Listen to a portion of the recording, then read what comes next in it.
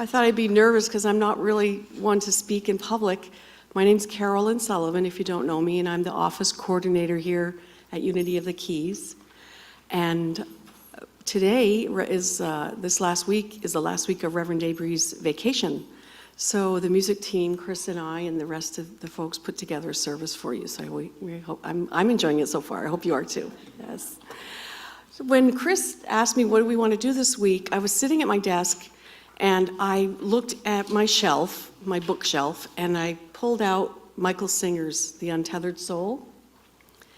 And I just went through the first few chapters. You know, Michael Singer, he's an incredible spiritual leader and author, and it's a fantastic book that really digs into the spiritual aspects of purpose, specifically aspects of knowing yourself.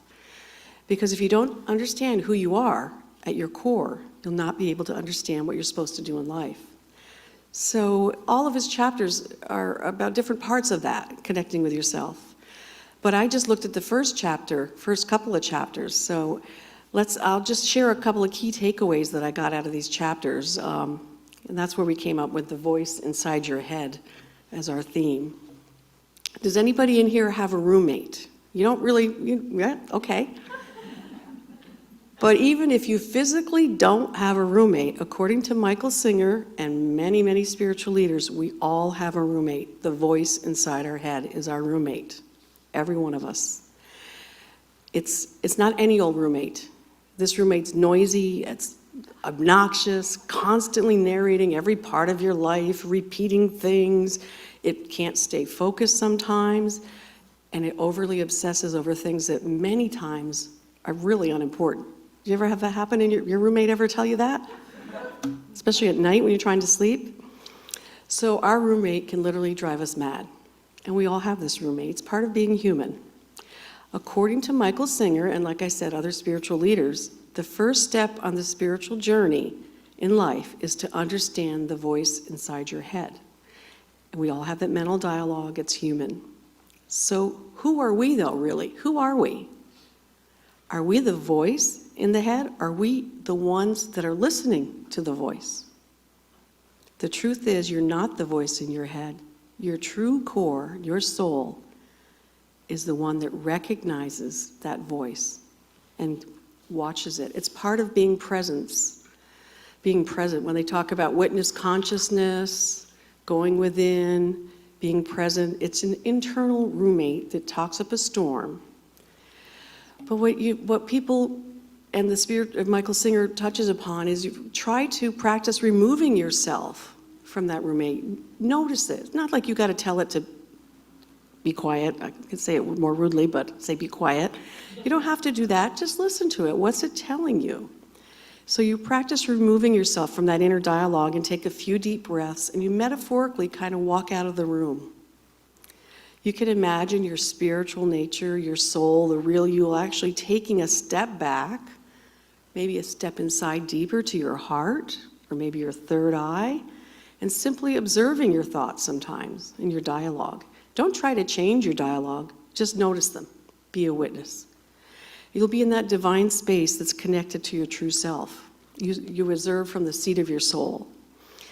So if we can master this, our emotions will have far less control over us, and we'll be able to focus on what's most important to us. We won't be as reactive. I notice that the voice in the head is oftentimes really quick to react. It's similar to meditation and prayer that we learn at Unity. You center yourself, you go within and be present to spirit. You observe on a deep level with a deeper connection. You feel God's energy. In meditation, the goal is not to empty your mind, but to be fully present and observe. And that can mean observing your thoughts.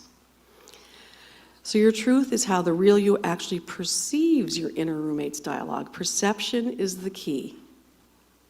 And if you can get that far in and see how you perceive things, you'll reach another level within your soul. It's fun to learn about, and I know a lot of you know all about this. So, with practice, your thoughts start to diminish. They slow down. They don't seem as important.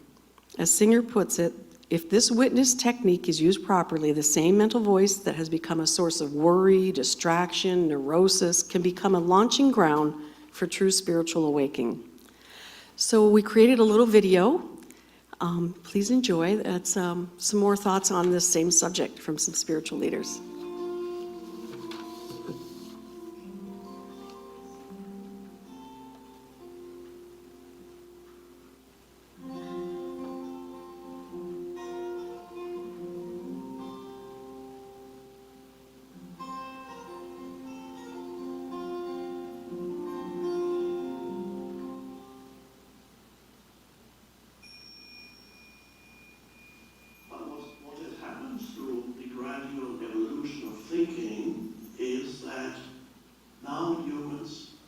Tend to overthink.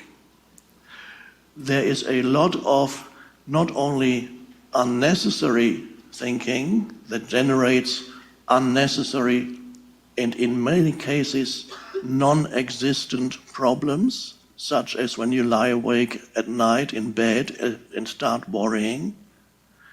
It generates a lot of unnecessary unhappiness. So people don't realize that a significant part of the unhappiness in their lives is actually generated by unnecessary, negative, often destructive mind activity, and they don't even know it. Mindfulness is first of all discovering the simple fact that there is a voice in your head that continuously comments on your life or on what's happening around you. There's the self-talk in there. Everybody knows what the self-talk is in there. You talk to yourself. Sometimes you talk to yourself in the first person, I.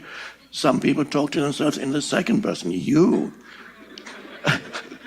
So you can get annoyed with yourself and then you say, you shouldn't have done that. And then you have another thought that says, yes, but I couldn't help it. And you might even get a third voice come in, and whatever it says, why can't I get out of my self-talk? That's self-talk too. But it's an amazing first thing, what I call the first awakening, spiritual awakening, is something very basic and something very simple. It's the discovery that there is a voice in your head that always talks to you, mostly silently. If it talks out aloud, then you're continuously, and there's nobody around, then you are considered insane. And that's only if it's loud, but most people have that inside their heads and they are not considered insane, it is considered normal. But there's not such a big difference between the two. And sometimes when you listen to, there might be a man walking in the street muttering, oh, this fucking, and you say, oh, he's really insane. But it might be that you are doing the same, but it's just not out aloud, it's in your head. I should have said that, why didn't I say that? Next time he does that, I'm not exactly know what I'm going to reply. And it goes on and on. Or you lie awake at night and start worrying. You wake up and, oh my God, what's going to happen?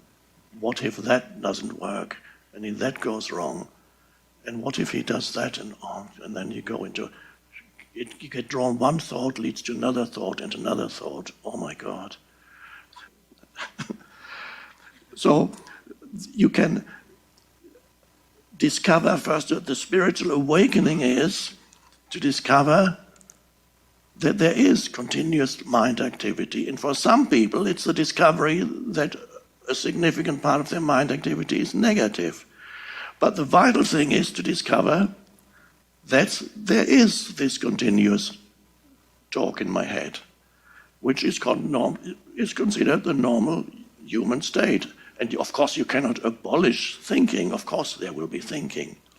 But the question is there an awareness behind the thinking? About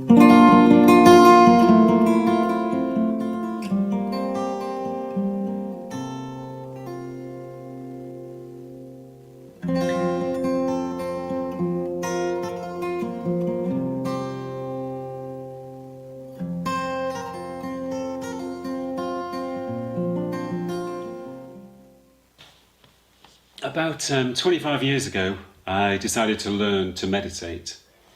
And I went along to a Buddhist meditation group. And after each session, we had a one-to-one meeting with the teacher to talk about how our meditation was going. And one week, the teacher said to me, "So, Steve, how's your meditation?" And I said, "Oh, it's terrible. It's going really badly because every time I sit down to meditate, my mind fills up with thoughts, distracting thoughts. It becomes really chaotic. And I find it really difficult to concentrate on my breathing." And to my surprise, the teacher said, "Well, that's really good. That's a good sign."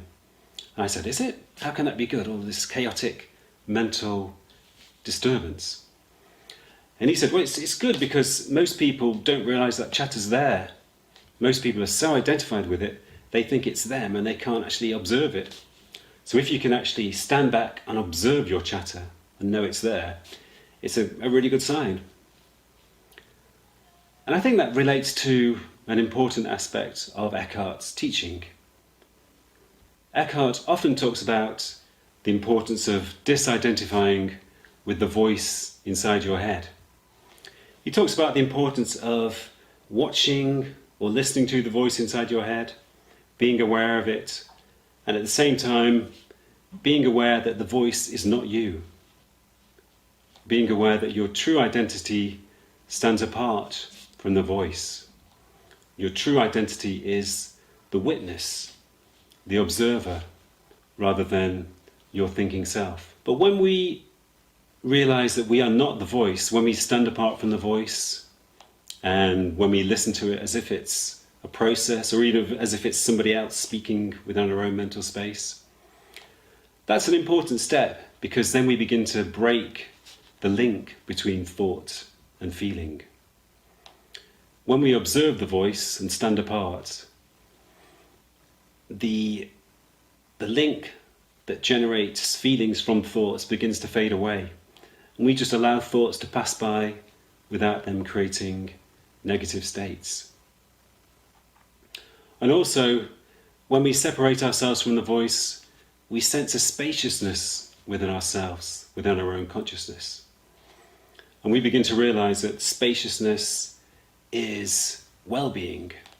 The nature of spaciousness is well-being. And we realize that that well-being is our own nature.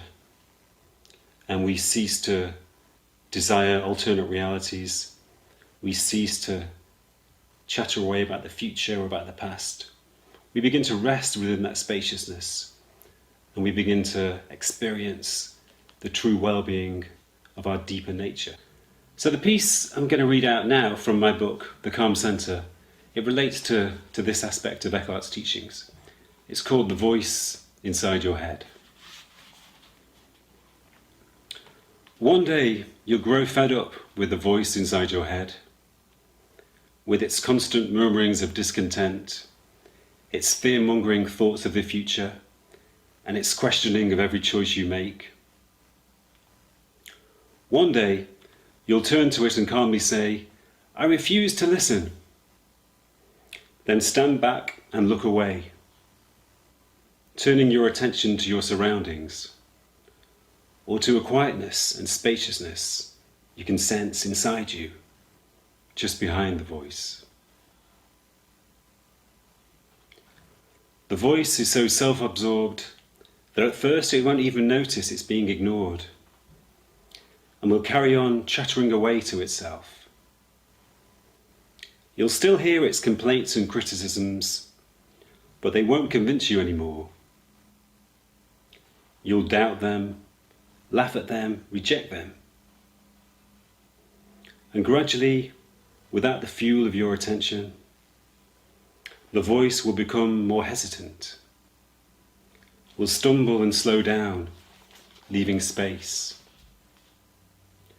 Until eventually, that self-assertive drawl that demanded to be heard and seem to submerge the rest of reality will be no louder than a whisper, like a gentle breeze that seems to be part of silence.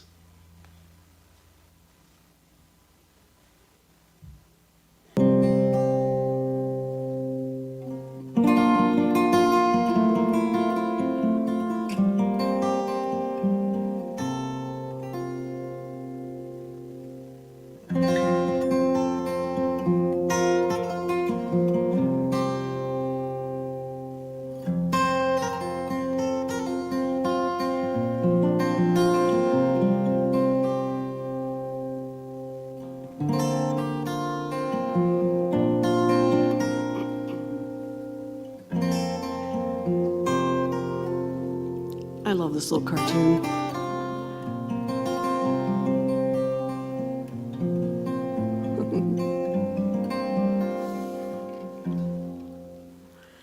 So I hope you enjoyed our video. Thank you.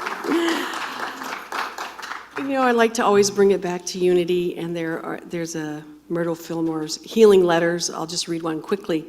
It says, "Dear ones, you are eternally one with Source, so it's just a matter of getting still, peaceful, calm, and serene with your thoughts, away for a while from all the outer activities, and opening the way for the mighty and abundant inflow of spirit that vitalizes, invigorates, builds up, and renews every place in mind, heart, and soul and body." And that was written by Myrtle Fillmore, co-founder of Unity, in her Healing Letters. So I hope you could develop this and think about this in your spiritual practice, but do not ignore your humanness. We are spiritual and we are human. Ignoring your humanness sometimes is called spiritual bypass. Look it up, but that's for another talk. Okay, we're not going to go any further, but that's something to keep track of. You might want to look that up. It's a whole nother lesson. But everything's going to be okay, right? Everything's going to be okay, no matter what you think. No matter what you think, it's going to be okay. Take it away, Chris. So Carolyn made that video, by the way. I just realized that. I've watched it like probably 6 times getting ready for this. She put a ton of work in. I know you guys keep saying thanks to me and the music team, but Carolyn put a ton of work into making today happen. So thank you.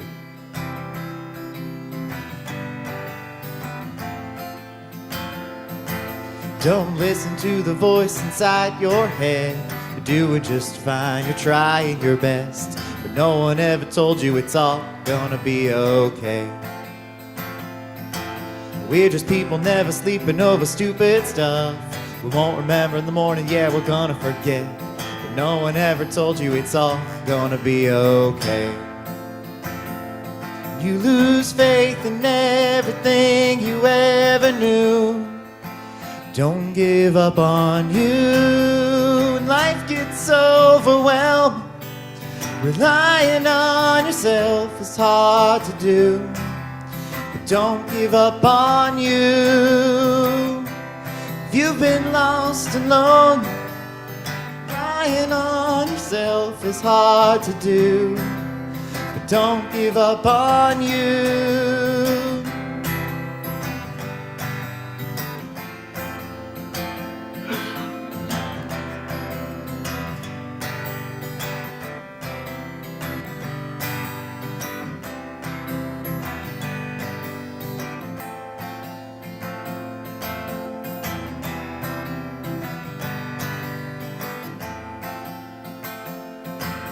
You've been living off opinions for way too long. Afraid to be right, ashamed to be wrong. But no one ever told you it's all gonna be okay.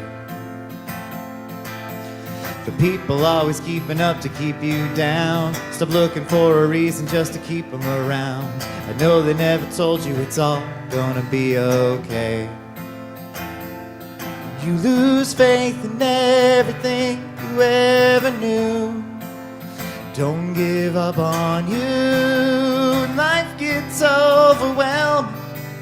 Relying on yourself is hard to do, but don't give up on you. You've been lost and lonely, ashamed to be alone with only you. with no one left to lose. If it's the last thing that you do, don't give up on you. There's no one like you. One of one, never gonna find another like you.